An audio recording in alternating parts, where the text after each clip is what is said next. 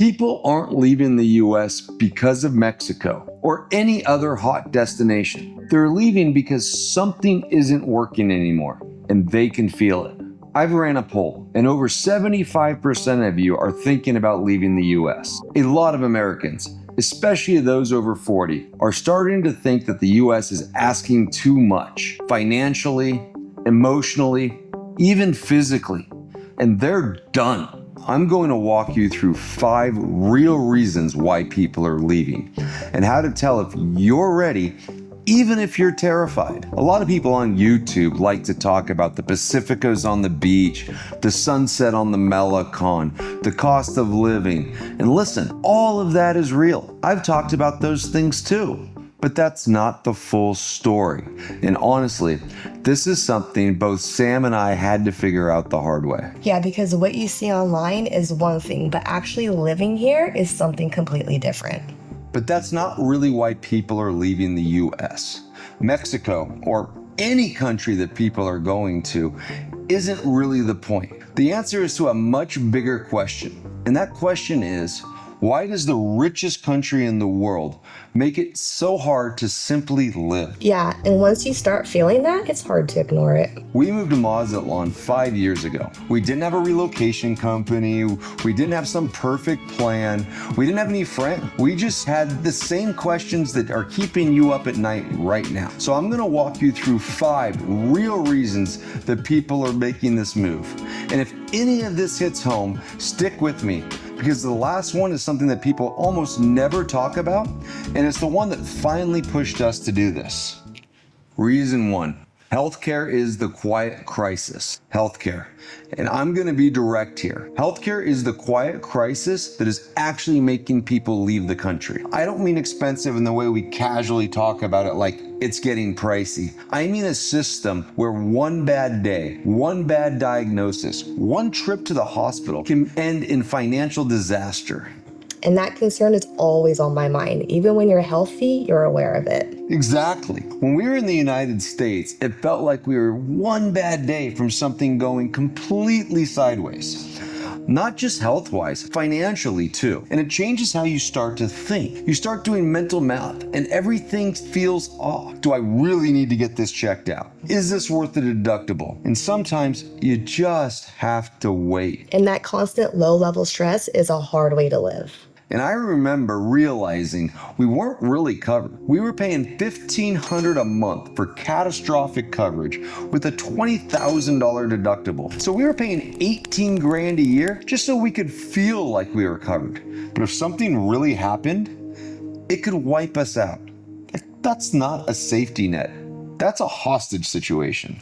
And that's exactly what it felt like. You're not paying for healthcare. You're paying for the possibility that something might go wrong. And then we moved to Mazatlan and everything changed. I recently needed carpal tunnel surgery. We went to the Marina Hospital and we just got it done. No denials. No fighting with an insurance company.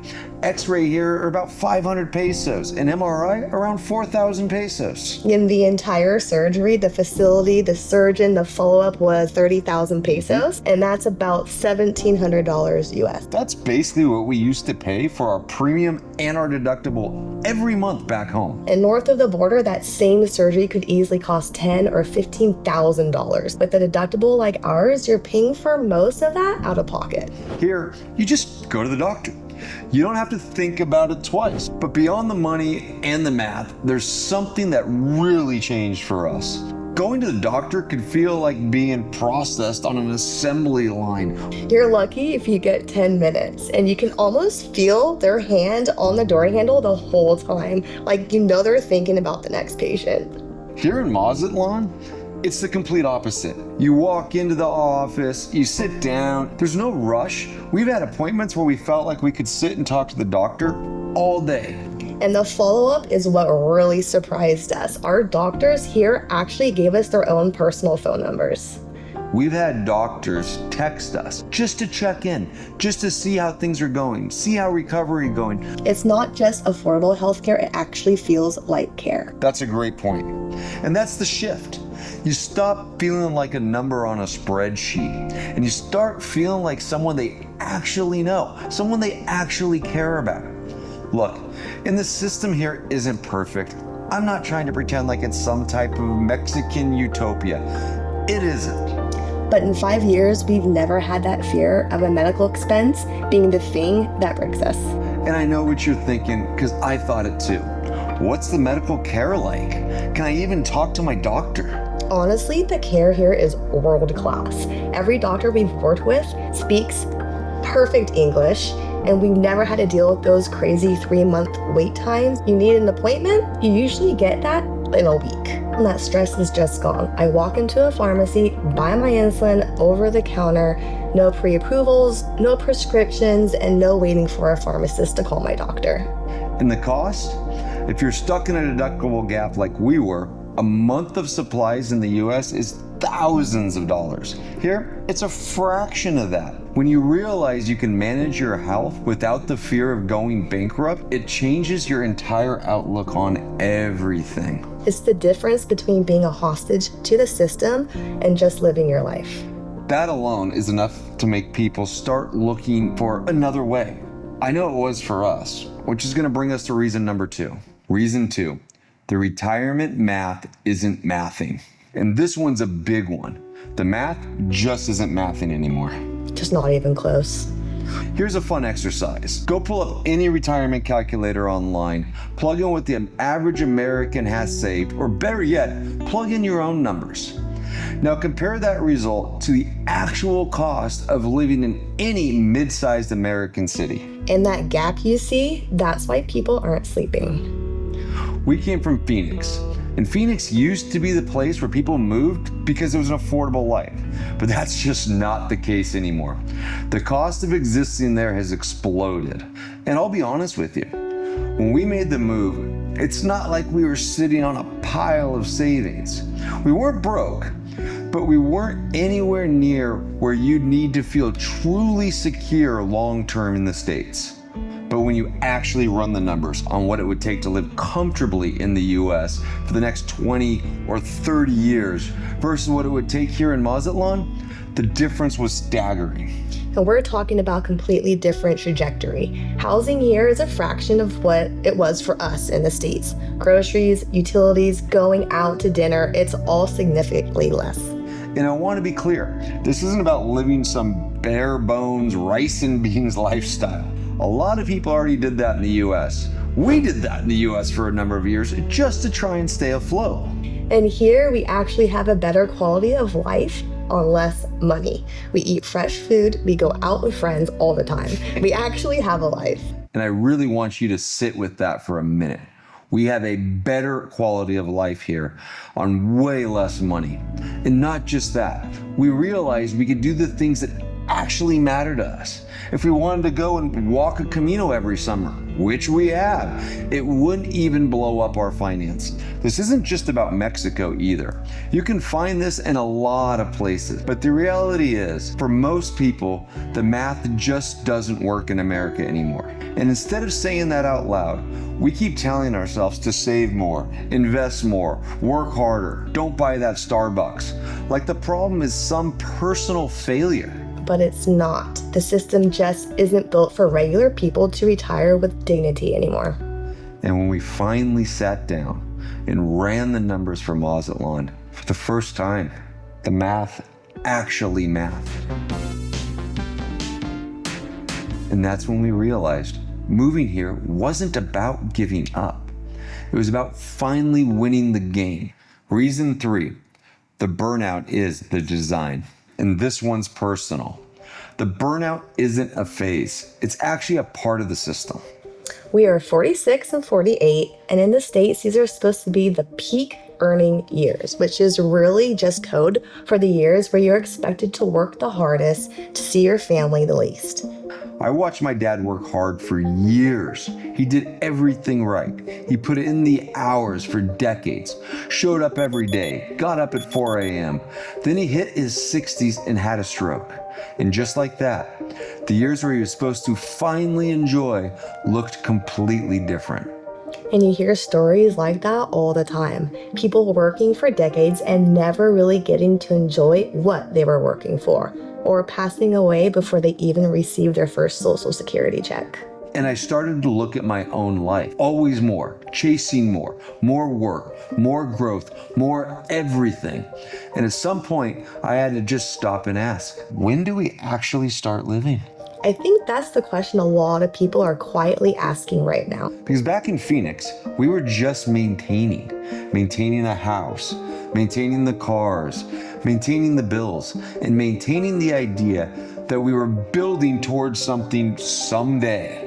And then we got here, and the pace is just different. I remember the first time we sat down, we had a long lunch and realized we had nowhere else to be. There's no rush. There's no phones ringing. There was no optimizing, no next thing.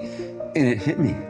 I didn't even realize how wound up I had been until I finally stopped. If you're watching this and you're exhausted, you're not lazy, you're not doing anything wrong. You're just tired of a system that never really lets up. That exhaustion, it's not a bug in the system.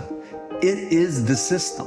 At some point, we realized we didn't want to trade our best years for a maybe later. So we finally stopped chasing more and we started chasing life. Reason 4. The community you didn't know you needed. The loneliness epidemic is real. And it's worse than most people want to admit. And this one might sound strange because we didn't feel lonely in the way people usually think about it. We had full lives. We had kids, family, work. We were always around people, but we really didn't have a community. We didn't know our neighbors. Most of our relationships were tied to work or just seeing people when schedules lined up perfectly. Everything back home had to be planned. It was a constant cycle of texts, voicemails, calendars, we'll catch up soon. All that actually never happened. And at some point you realize you're surrounded by people, but you're not really connected. And honestly, we were both pretty introverted back home, especially me. I really didn't even like being around people that much. I was completely fine in my little bubble. But since moving here, something changed. I'd actually call us extroverts now. And it's not because we suddenly became different people. It's because for the first time, the right people are all around us. The people who make a move like this, they're just different. They're adventurous, they're open, and they actually want connection. And before we knew it, we were meeting people everywhere. Whether it was on the pickleball courts or at trivia at night or one of the many bands here in town or just walking down the street. Now our calendar is full, but not with maintenance or obligations. It's full of people we actually want to be around. That's when it hit us. We weren't missing people before. We were missing the right people. There's a huge difference between being around people and actually feeling like you belong. And for the first time in a long time, we felt like we belonged. Reason 5, the someday lie. Which brings us to the final reason, the someday lie. This is the one that actually made us do it. We spent years saying someday we'll make the change, someday when the timing is right. But at some point, we had to face it. Someday isn't a plan, it's just a delay. And if we're being honest with ourselves, for most people, someday is where dreams go to die. And the problem is life keeps moving while you're waiting. We've started seeing it all around us. People working their whole lives, waiting for the right time, and then running out of time. Or running out of health before they ran out of excuses. I saw it with my parents. Their world didn't get bigger, it got smaller. And you start hearing the same things. I wish I had, if only I had when I could. I saw it with my dad. He worked his whole life for that someday, and the stroke took that all away from him. And that's when it really hit us. We weren't stuck. We were just waiting. Waiting for the perfect time. Waiting for more money. Waiting to feel ready. And that moment just never comes. So we made a decision. Maybe the most uncomfortable decision we've ever made. We realized we had a choice. We could stay where we were, comfortable, but stuck in what felt like familiar misery. Or we could take a risk on something completely different, even if it meant stepping into unfamiliar possibilities. We didn't have everything figured out. We didn't have some perfect plan. We just decided to go. We had a couple suitcases, a car pointed south, and a willingness to figure it out as we went. And that was enough, because at the end of the day, the biggest regret isn't that things didn't work out. It's that you never even tried. And I think a lot of people feel that, even if they don't say it out loud. We didn't want to look back in 20 years and wonder, what if? We wanted to look back and say, we're glad we did. So we stopped waiting for someday. We picked a day, we got in the car, and we started chasing life.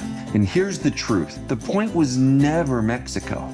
And it's not about Europe or Asia or any one place. It's about the fact that something just isn't working for a lot of people anymore. And instead of waiting for it to change, people are starting to change it for themselves. And we're not going to pretend this was easy. It wasn't. There were a lot of moments where we questioned everything. Wondered if we were making a mistake, if we were going crazy for even trying to do this. But at some point, the fear of staying the same became bigger than the fear of changing. And if this is you watching this and you're thinking about it, you're not ready.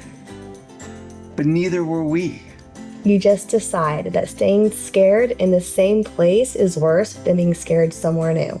And if that's you, the one sitting there, scared, curious, maybe even Googling this at 2 a.m, we were you. And we're really glad you found this video. And if you're on this path, you're not as far away from it as you think.